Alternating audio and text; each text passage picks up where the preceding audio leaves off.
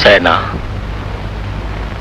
చిన్నబాబు, గిరిజమ్మ గారికి ఉత్తరం చెవులు మీకిమ్మని చెప్పి ఎక్కడికో వెళ్ళిపోయారు బాబు.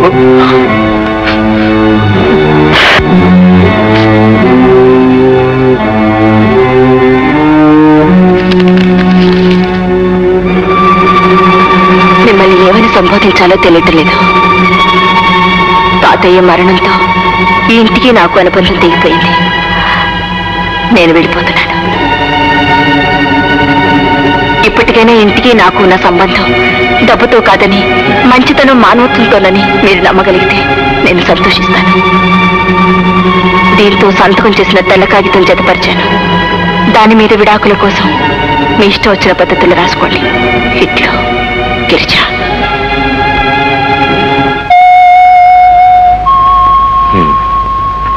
అన్నీ ఆలోచించే నిర్ణయానికి వచ్చావనుకుంటే ఇక నేను చెప్పేదే ఉంది. అలాగే కానీ చంద్రశేఖర్ అంటే నాకెంత ఇష్టమో నీకు తెలియదు మాతో. అతనితో కలిసి ఉండి ఘర్షణ పడి అసహించుకునే కంటే విడిపోయి దూరంగా ఉండి గౌరవించడం మంచిదనుకున్నాను.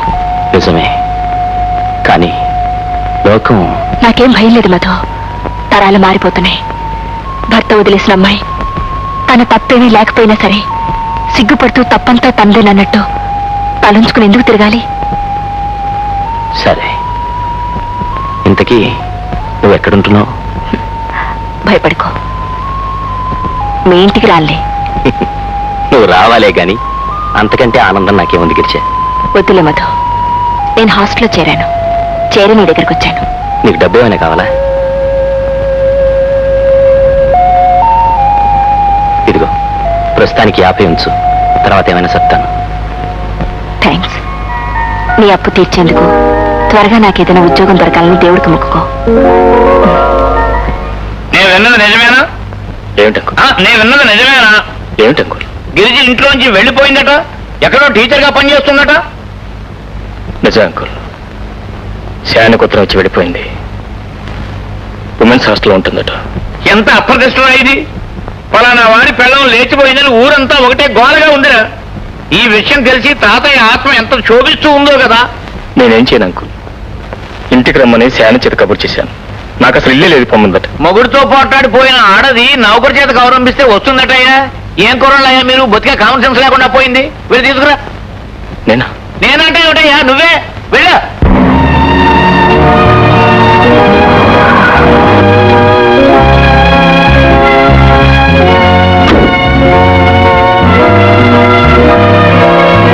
గిరిజా, నీకోసం ఎవరో వచ్చారు.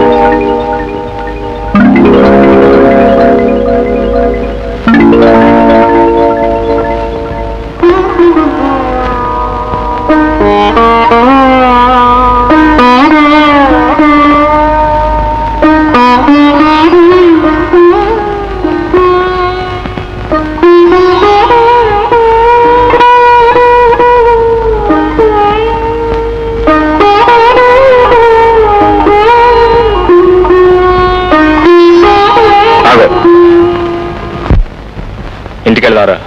ఏ ఇల్లు? ఇంకే ఇల్లు, నా ఇల్లు. మీ ఇంటితో నాకేం పని? ప్రతి భార్యకి భర్త ఇంటితో ఏం పని? భార్య? ఆ మాటకి అర్థం ఏమిటో తెలుసా మీకు? అతిగా మాట్లాడు. ఇంటికెళ్దారా? ఆస్తి అంతా నీకే అప్పచెప్తాను. మర్యాదగా మాట్లాడి నేర్చుకోండి. ఆడపిల్ల అంటే డబ్బు అనే పచ్చగడ్డి చూపితే వెంటబడొచ్చే మేకపిల్ల అనుకున్నారా? మీరేగా ఇంట్లోంచి తొమ్మిది 100 సార్లు అన్నారు. మర్చిపోయారా? మర్చిపోలేదు. తాతయ్య మన ఇద్దరికి ముడిపెట్టిపోయాడు. ఇప్పుడు నేను వచ్చింది ఆయన కోసం, నీకోసం కాదు. ఓహో, ఆయన నీకని చేశాడే, ఆ మాత్రం కృతజ్ఞత లేదు? ఉంది. అందుకే నేనెక్కడున్నా ఆయనకు అగౌరవం కలిగించే పని ఏది చేయను. అయినా నేను పరాయి మనిషిని. పరాయి సొమ్ముకి ఆశపడినని పెళ్ళైన మొదటి రాత్రే మీరు అన్నారుగా. ఇప్పుడు నన్ను తీసుకెళ్లి మీ ఇంట్లో ఎలా పెట్టుకుంటారు? అయితే ఇంతేనా? కాక మీరు రమ్మనగానే వెంటపడి పరిగెత్తుకొస్తాననుకున్నారా? గిరిజ, నా మాన నన్ను బ్రతకనివ్వండి. దేశమే మీకు గొడ్డుకోలేదు. రెండో పెళ్లి చేసుకుని మీ ఇంటి పరువు ప్రతిష్టలు భద్రంగా కాపాడుకోండి. ఇక్కడ ఎవరికి నేను మీ భార్యనని తెలీదు. మీతో ఎక్కువసేపు మాట్లాడితే వాళ్ళకి లేనిపోయిన అనుమానాలు వస్తాయి. దయచేసి ఇక్కడి నుంచి వెళ్ళిపోండి.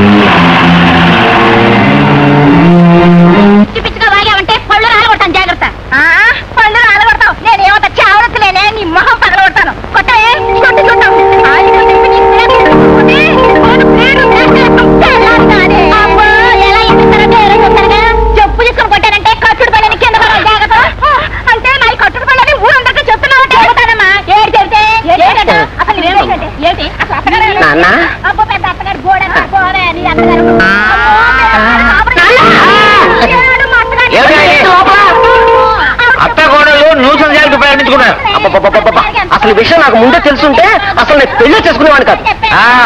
ఆ మాట నేనే అంటే నువ్వెవరికి పుట్టుండేవాడివి?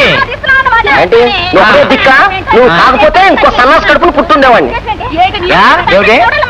నువ్వు కాకపోతే ఇంకో సన్నాస్ కడుపులు పుట్టుండేవాడిని. ఆహా, ఏమిటి ఏమిటి ఏమిటి ఏమిటి ఏమిటి మళ్ళీ చెప్పాలా? నువ్వు కాకపోతే ఇంకో సన్నాస్ కడుపులు పుట్టుండేవాడిని.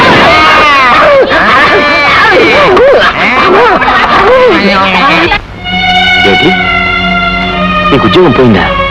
అవును మధు. గోరు చుట్టు మీద రోకలి పోట్ల ఇదొకట. గిరిజ, నాకు ఈ ఊరి నుంచి నంద్యాల ట్రాన్స్ఫర్ అయింది. ఏమిటి, 3 ఏళ్ల వరకు ట్రాన్స్ఫర్ లేదన్నావుగా? న్యాయంగా అయితే ఉండకూడదు మరి, కానీ నా పక్క సీటు వాడు చెప్పడం. ఎవరైనా చేయించారనా?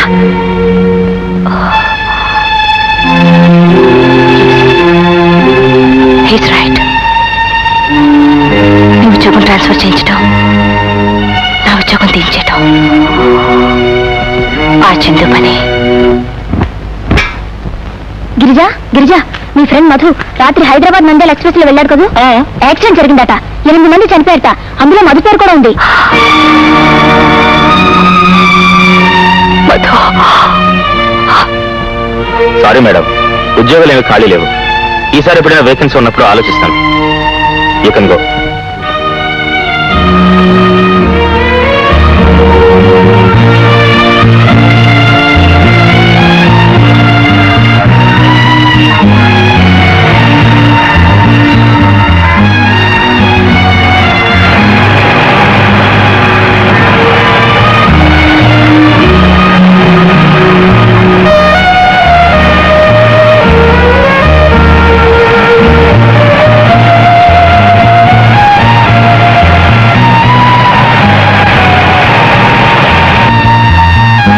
గిరిజ, కరెక్ట్.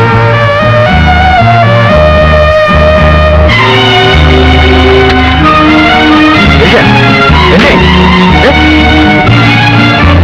ఏంటి గారు?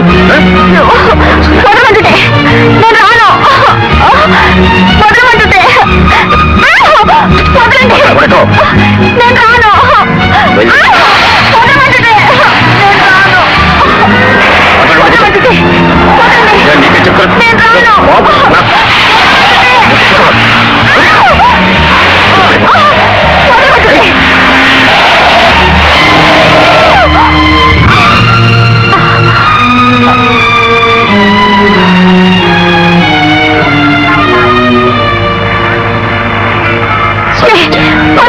మన ఇంటికి వెళ్తాం. ఈ ఒక్కసారి రమ్మంటే ప్లీజ్.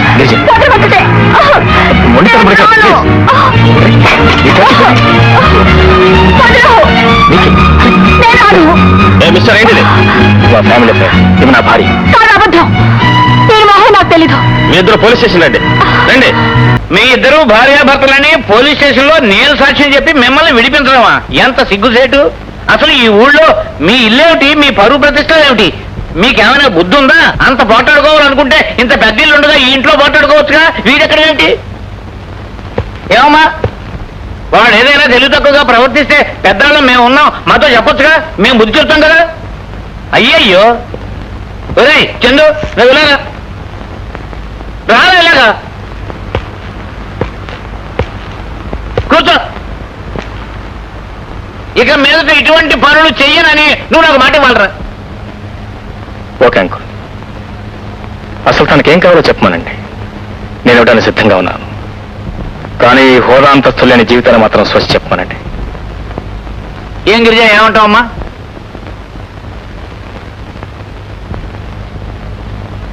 చందు, మీ ఇద్దరికి ఒక చక్కటి రాజీ మార్గం చెబుతున్నాను, జాగ్రత్తగా వినండి. గతంలో విషయాలన్నీ మర్చిపోయి 3 నెలలు, ఒక్క 3 నెలలు ఈ ఇంట్లో మీ ఇద్దరు కలిసి మెలగండి. ఫస్ట్ కండిషన్ ఏమిటంటే, మీరు ఒక్కరోజు కూడా సరదాకైనా పోట్లాడుకోకూడదు. ఇలాగ 3 నెలలు ఉన్నప్పటికీ కూడా మీకు అభిప్రాయ భేదాలు వదలకపోతే నేనే దగ్గరుండి విడాకులు ఇప్పించే పూచి నాది. ఏమండి డాక్టర్ గారు? వండర్ఫుల్, భేషుగ్గా ఉంది. ఏరా చందు? నాకేం అభ్యంతరం లేదు, ఆమెను అడగండి. ఏమమ్మా, అదేమిటి? మీరు చెప్పినట్టు వినడానికి నేను సిద్ధం. ఆ, కానీ ఆ, ఆయన కొన్ని షరతులు ఒప్పుకోవాలి. ఏమిటా షరతులు? ఈ 3 నెలలు ఆ, ఆయన గుర్రపందాలకు వెళ్ళకూడదు. వెళ్ళడు. కంపెనీ విషయాలు ఆయన స్వయంగా చూసుకోవాలి. చూసుకుంటాడు. వెళ్తే కంపెనీకి వెళ్ళాలి, ఆ, లేకపోతే ఇంట్లోనే ఉండాలి. సరే ఉంటాడు. తర్వాత ఉమ్, స్నేహితులు కలవకూడదు, వాళ్ళకి ఫోన్లు చేసి మాట్లాడకూడదు, ఉమ్, క్లబ్కి వెళ్ళకూడదు, ఆహా, ఉమ్, ఉమ్. ఊళ్ళకి అసలే వెళ్ళకూడదు. Absolutely impossible. ఇదిగో అమ్మాయి, నువ్వు కూడా కూర్చో, కూర్చో, కూర్చో. ఒరే చందు, ఏమిటది? కాస్త శాంతించు. నానా, మాకు పగ్గాలేసిన బంధించాలని చూస్తుంది. భర్త అంటే దారం పట్టుకుని ఎగరేసే గాలిపటం కాదని చెప్పండి. భార్య అంటే మానాభిమానాలు లేని రబ్బర్ బొమ్మ కాదని చెప్పండి. అబ్బబ్బబ్బబ్బా, ఇద్దరికిద్దరే సేంట పకాయలు. తాతయ్య తర్వాత వాళ్ళ స్నేహితుడిని నేను ఒక్కడిని బతుకున్నానని గౌరవం ఎన్నుంచి నా మాట వినండి. కూర్చోండి, కూర్చోండి. ఉమ్, ఛీ, చందు, ఆయన చెప్పేది కూడా మీ మంచికేగా. సరే చెప్పమనండి. ఒరే చందు, నువ్వు గిరిజ చెప్పిన షరతులకు అన్నిటికీ ఒప్పుకోవాలరా. అయితే నా షరతులు కూడా ఆమెను ఒప్పుకోమనండి. ఏమిటవి? ఈ 3 మాసాలు తను కూడా ఇంట్లోంచి బయటకు కదలకూడదు. కదలదు. నా కాలక్షేపాన్ని నాతో తన చేతులు పేకాడాలి. ఆడుతుంది. నాకు ప్యాక్ ఆడడం రాదు. అబ్బా, రాకపోతే నేర్పుతాడు. నువ్వు కాసేపు నోరు మూసుకుని ఉండు. ఇంకేమిటా? నాకు వంట తనే స్వయంగా చేయాలి. చేస్తుంది. భోజనం వడ్డించడం కూడా తనే చేయాలి. వడ్డిస్తుంది. తానే తినిపించాలా నీకు? అంకల్, ఆ, ఇదంతా ఊరికే కాదు. ఆ. తను చేసిన పనికి ప్రతి నెల నేను జీతం ఇస్తాను, తను తీసుకోవాలి. నేనేం పని మనిషినా? అబ్బబ్బబ్బబ్బా, ఏదో సరసరగా లేవమ్మా. అంకల్, అక్కడ కూడా అయితే అగ్రిమెంట్ కుదిరినట్టేగా. కుదిరినట్టేనండి. అది అబ్బబ్బబ్బబ్బబ్బా, ఇంతకంటే సూపర్ పవర్స్ రష్యా అమెరికాకి రాజీ కుదరచడం తేలికండి.